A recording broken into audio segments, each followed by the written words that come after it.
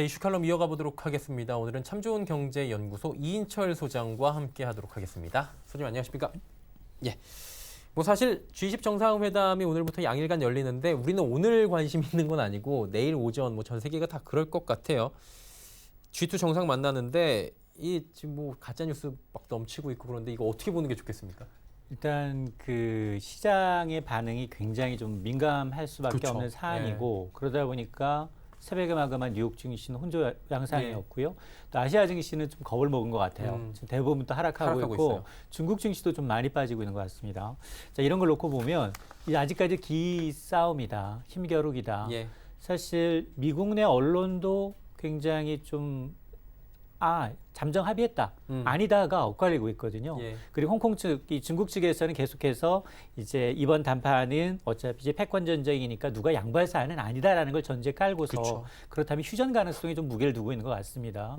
물론 뭐 백악관을 비롯한 미 커덜러 이제 NEC 위원장 같은 경우에는 발끈하고 있어요. 가짜 뉴스다.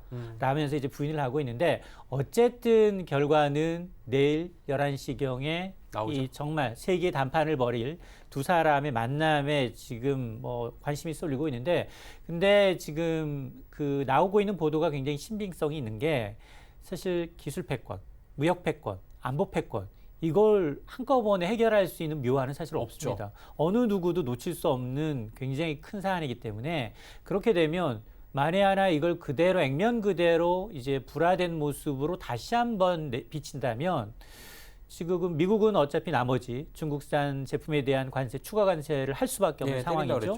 그러면 중국은 마찬가지 히토를 비롯해서 국채를 매각하고 여러 가지 다각적인 보복 조치가 들어갈 수밖에 없습니다. 자, 그런 최악의 상황만큼은 모면하고 일단 유예를 하고 카드는 갖고 접대 대신에 좀 더 협상할 수 있는 여지를 남겨두겠다 정도면 그나마 시장의 불확실성은 조금이라도 해소가 될 텐데 그래서 아마 제 생각에는 이 유예라는 게 파국은 면해보자라는 쪽은 조금 어느 정도 좀 무게감이 실리고 있는 것 같습니다. 일단 이게 파국으로 치닫는 순간 이제 트럼프 대통령도 더 이상 재선을 해야 되기 때문에 물러날 데가 없고 시진핑 주석 같은 경우에는 조금이라도 굴복하는 모습을 보여주면 중국이라는 나라의 특성상 지금 체면치레가 안 되잖아요. 이런 부분이 지금 문제가 되는 것 같은데 그러면은 결국에는 뭐 잘 될 확률이 조금 더 높아 보인다라고 정리가 사실은 트럼프 대통령도 지금 지지율이 그렇게 쏙 좋은 편은 아니에요. 그리고 미증시가 지금 사상 최고가의 굉장히 좋은 흐름을 보여주고 있어요. 여기에 찬물을 끼얹을 수 있는 게 트럼프의 도발이거든요. 트럼프가 지금 중국뿐만이 아니라 계속해서 전 세계를 향해서 모두 다 경고의 메시지를 날리고 있어요. 그러다 보니 뭐 우리나라를 비롯해서 베트남까지도 또 확전될 수 있는 이런 여지를 남겨놓고 있다 보니 금융시장은 미리 반영을 합니다. 선반영하죠. 그러다 보니까 만에 하나 정말로 이제 중국과 별 결과 없이 이제 결과물이 나온다면 그럼 미국으로 자생적으로 할 수 있는 건 금리를 더 빨리 내려서 어떤 유동성을 제공하는 수밖에 없습니다. 그러다 보니까 오히려 저는 이 트럼프 대통령이 뭐 어떤 카드를 던질지 강대강으로 가기에는 조금 부담스러운 수준이고 어쨌든 이제 민주당과 공화당의 이제 표 대결, 자기 재선을 위한 어떤 지렛대 역할을 하게 된다면 굉장히 그 하이리스크 하이리턴을 하지는 않을 것 같다. 라는 생각은 들지만 그럼에도 불구하고 중국 완벽한 합의는 안 나오겠죠. 맞습니다. 중국이 그렇다고 해서 이제 트럼프가 원하는 카드를 내줄 건가? 그건 또 아닐 거라고 봐요. 그렇죠. 이게 그래서 뭐 쉽지 않을 거다라는 얘기가 계속 나오는 건데 그러면서 이제 압박은 양 국가가 서로 합니다. 중국도 오늘 인민일보를 통해서 평등해야 된다라고 크게 뭐 기조 그대로 가고 있고요. 중국의 근데 대형은행들이 지금 안보리 위반이나 이거 받아가지고 지금 뭐 제재받고 있다고 하는데. 이게 쉬운 상황은 아닌 거잖아요. 맞습니다. 지금 퇴출당하면 이게 경제에 영향이 좀 오겠죠. 이게 이제 세컨더리 보이콧인데요. 대북 제재를 위반했다고 이제 중국의 세계 은행에 대해서 뭐 소환장 발부하고 거부하면서 미국과 중국이 금융업체 간으로 이제 마찰로 이제 비춰지고 있는 상황인데 뭐 이렇게 되면 사실은 이제 그동안은 기술 전쟁, 무역 전쟁, 관세 전쟁 그리고는 안보 까지 이제 맞물려 있는 상황에서 금융까지 가면 여기다 이제 자동차 지금 남아 있고요. 그러다 보니까 최악의 시나리오입니다.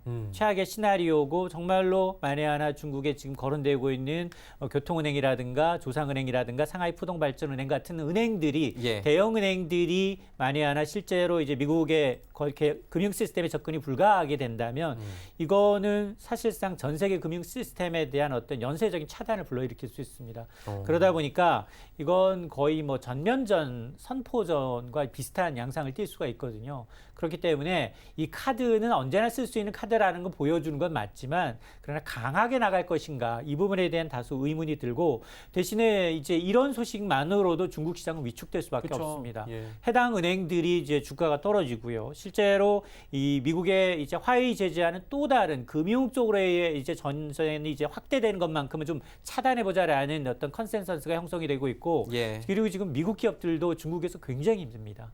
애플을 비롯해서 이 다국적 기업들이 보이지 않는 애국주의가 지금 중국 내에서도 일고 거의 있거든요. 진짜 강한 것 같아요, 나라가. 그러다 네. 보니까 이제 사실 미국 소비자들, 미국 기업들조차도 이 반화웨이로 강하게 나가는 게 맞느냐라는 내부의 불만도 있거든요. 자, 이런 걸 어떻게 무마시킬 수 있을지를 좀 지켜보는 것도 이번 이제 G20 정상회담에서 이 G2 간 이제 담판을 이제 지켜보는 하나의 관전 포인트입니다.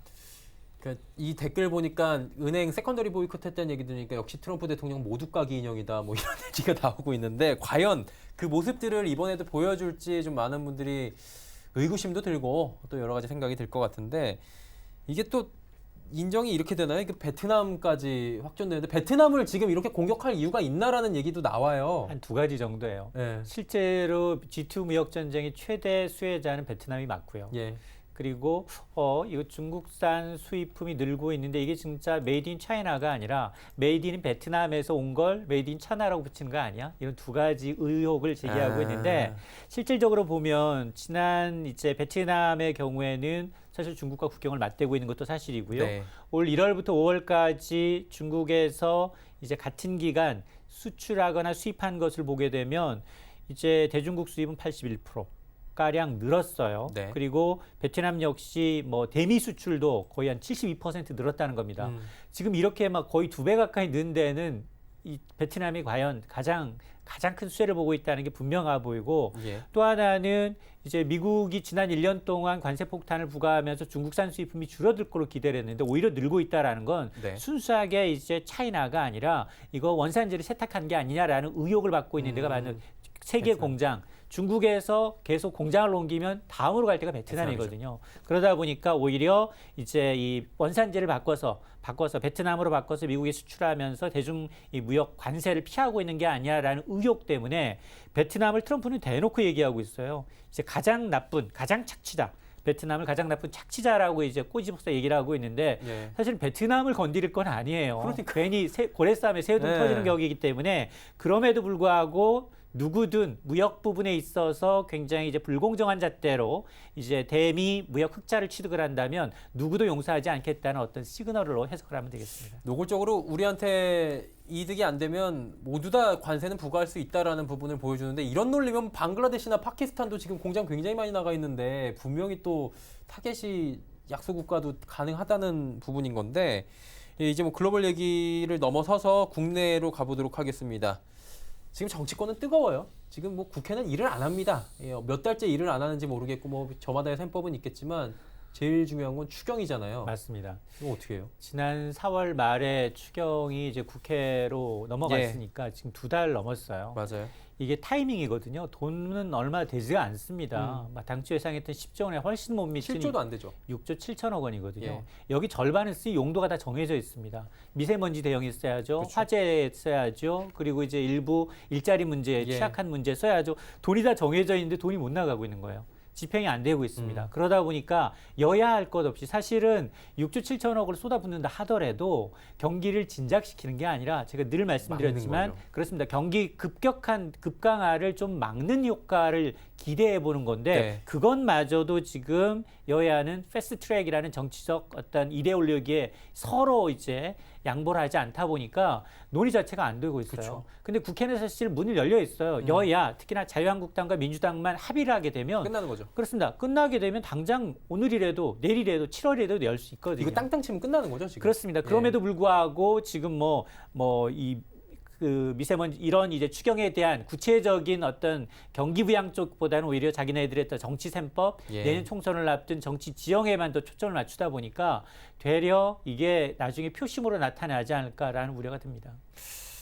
이게 말씀해 주신 대로 이게 추경한다고 해갖고 지금 경제 성장률이 지금 시급한데 뭐 이거 올리는 게 아니라 더 이상 떨어지는 거 막는 수준인데 지금 돼야 되거든요.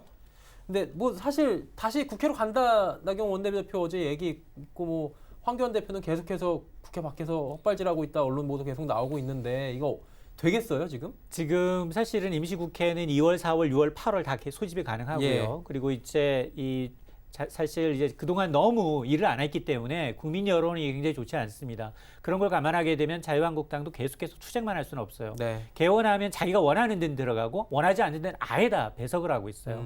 그러다 보니까 지금 사실상 이제 뭐 이 자유한국당이 이제 불참하면서 이런 이제 이 국회를 식물국회를 계속 하고 있다라는 비난의 화살이 이제 그쪽으로 쏠릴 가죠. 수밖에 없기 예. 때문에 당장 이제 이 추경을 포함한 민생 법안의 경우에는 굉장히 중요하면서 경제 청문회를 하자고 하는 자유한국당이 오히려 발목을 잡아서 못하고 있다. 이런 프레임에 갇힐 수가 있거든요. 그쵸. 그러다 보니까 이 패스트트랙을 둘러싼 이제 갈등을 좀 해소하면서라도 어쨌든 경제를 좀 어느 당이든 경제 민생 쪽에 좀 초점을 맞춘 이제 이 큰 타협안이 나오기 위해서는 국회를 일단 열어야 되고 참석을 해야 돼요. 각 소위가 열려야지만이 이제 이 통과가 가능하기 때문에 예. 물론 휴가도 반감되고 그다음에 이 쓸 돈이 굉장히 제한적이지만 그럼에도 불구하고 이제 타협하는 모습은 좀 보여줄 필요가 있어 봅니다. 근데 개인적으로 뭐 저희가 정치 프로그램은 아니지만 패스트트랙이 이게 합의가 될 수 있는 문제입니까? 제가 아무리 셈법을 봐도 자유한국당이 이거를 놓치는 순간 표수에 관계없이 의석수를 잃을 확률이 높기 때문에 쉽게 안 놓을 것 같거든요. 그래서 지금 뭐 패스트트랙 안건도 그렇지만 국회를 열고 사실은 이 정치적인 어떤 셈법을 보면 예. 지금 벌써 이제 여당 쪽은 내년 총선이 아니라 이 주무부처 장관을 거쳐서 총선 거쳐서 그리고 이후 대선까지 대선까지 바라보잖아요. 바라보면서 네. 인물을 지금 고르고 있는 모색하고 상황인데 자유한국당은 그게 없으니 네. 뭐 박찬호 얘기도 나오고요. 이 굉장히 떡칠 사람 생각도 안 하는데 굉장히 이름 있는 유명 인사만을 어떻게든 좀 해서 영입해서 총선만 어떻게 좀 해볼까라는 생각인데 너무 근시안적인 생각이고요. 정치 그 경제에는 좌우가 없어요. 네. 일단 민생을 가장 먼저 누가 챙기느냐가 표심이거든요. 그쵸. 근데 이걸 관과하고 있지 않나라는 생각이 좀 듭니다.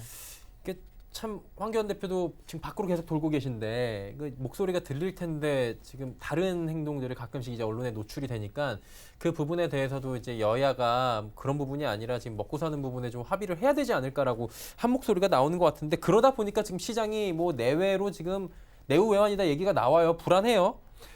이거 어떻게 합니까, 진짜? 그래도 정말 저는 이게 잘 버텼다. 2100선에서 그나마 하방 경직성을 좀 유지해주고 있는 거 그나마 다행이다. 개별적으로 금리 인하나 아니면 이런 거 제외하고는 유동성 장세를 제외하고는 예. 이 테마별로 보면 굉장히 없거든요. 북한 테마도 소실됐죠. 예. 여기에다가 또 바이오주들 굉장히 된소리 맞고 그쵸. 있습니다. 뭐 임상 실험에 대해서 굉장히 좋지 않은 부정적 뉴스 때문에 지금 된소리를 맞고 네. 있는 상황이고 그렇게 놓고 보면 개인들이 투자자하고 있는 이제 이 코스닥 시장에서는 외국인조차도 이제 발을 좀 뗄 모습을 좀 보이고 있기 예. 때문에 굉장히 좋지 않은데 근데 지금 6월 말이에요. 당장 다음 주는 7월입니다. 이렇게 되면 2분기 결산 실적 결산이에요. 근데 실적 결산을 놓고 보면 지금 컨센서스는 계속해서 낮아지고 있습니다.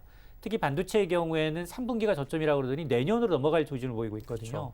그러니까 우리 경제 수출의 20%를 차지하고 있는 주력 업종이 굉장히 좋지 않은 상황에서 이 과연 얼마나 떠받칠 수 있는지 금리 인하라는 이제 아직은 남아있는 이 재료성 호재와 그리고 G2가 과연 주말 사이에 얼마나 큰 이 성과물을 낼지 여부 예. 그리고 주말에 또 우리도 이제 하나 과제물을 또 안게 돼요. 트럼프 대통령이 우리 기업 18개 기업을 불러놓고 또 불렀잖아요. 뭐라고 어떤 청구서를 내밀지 모릅니다. 화해와 거래 끊어라고 얘기할 수도 있고요. 그리고 또 하나 남아있는 게 이제 자동차 카드예요.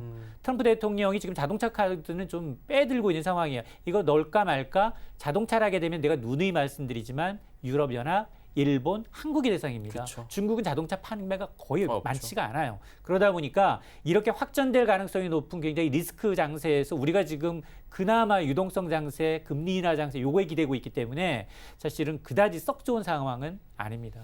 아무래도 그러면 결론적으로 볼 때는 주말에 있을 여러 가지 호재가 될지 악재가 될지 모르게 좀 지켜보는 게 낫겠다라는 말씀이신 것 같아요. 맞습니다. 예, 알겠습니다. 참 좋은 경제연구소 이인철 소장과 이야기 나눴습니다. 고맙습니다.